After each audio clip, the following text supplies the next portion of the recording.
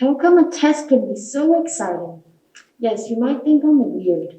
When I told my parents about how I felt while taking a level test to enroll in one of the TOEFL courses at Hackers Academy, they just looked at me with worried eyes. This was because, not too long ago, I had symptoms of arrhythmia and panic attack due to tremendous stress while preparing for a public servant exam. Studying desperately for 2 years, it was already overwhelming for me, so I stopped studying English for a long time. I mean, a long time, so I was somewhat scared to re-study English. However, passages on the level test were long and challenging, but they were quite interesting. As answering the questions, I felt like I was learning something new in English. That's when I got goosebumps and realized that I'm most delightful when I study and use English. As a child, I was a fast learner. I started to speak earlier than most of other kids my age and was very talkative. At least that's what my mother told me. When I was 5, I had an opportunity to perform a musical in English for the kindergarten talent show. After seeing my enthusiasm for English, my mother looked for an academy for me to learn English and have fun at the same time. She didn't want to pressure me. Thanks to her efforts, at the age of 7, I could attend an academy that made me love English even more. Frankly, I didn't even know the alphabet when I first entered, but it wasn't a big matter because I had a goal to get a good job sticker, and I was very focused on achieving my goal. As I grew up, I have participated in English speech contests twice, and there was an interesting anecdote when I was in high school. Teachers and friends couldn't believe that I was a pure Korean who had never studied English abroad, so I had to submit my empty certificate of immigration. After graduating from high school, I finally got on planes and went overseas.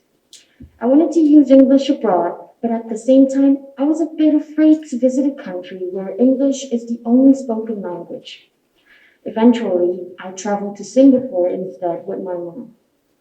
I had a Wi-Fi problem at the hotel, but I was proud that I could solve the problem by talking to the manager in English by myself. Through a variety of experiences in Singapore, I was able to gain confidence. Even though I don't remember much of my childhood, there is one thing I do remember very clearly that has encouraged me a lot. There is an animation called Barbie as the Princess and the Pauper.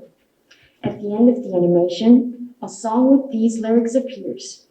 And you're always free to begin again, and you're always free to believe. When you find the place that your heart belongs, you'll never leave.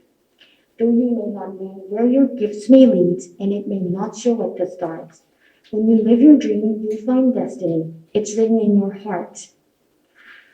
After experiencing several failures, I lost my colorful dreams I kept in my childhood. But fortunately, I think it has become a little certain that English is my gift. Like the lyrics of the song, I hope this gift will lead me to the best path. Furthermore, in Paul Kalanick's book, When Breath Becomes Air, the phrase, I had come to see language as an almost supernatural force existing between people, bringing our brains, shielded in centimeter-thick skulls, into communion, touched my heart deeply. For me, that language is English. Using my gift, English, I want to commune with a wide range of people, regardless of race, age, and nationality. As you can see, English had a great impact on my life, and it always will be.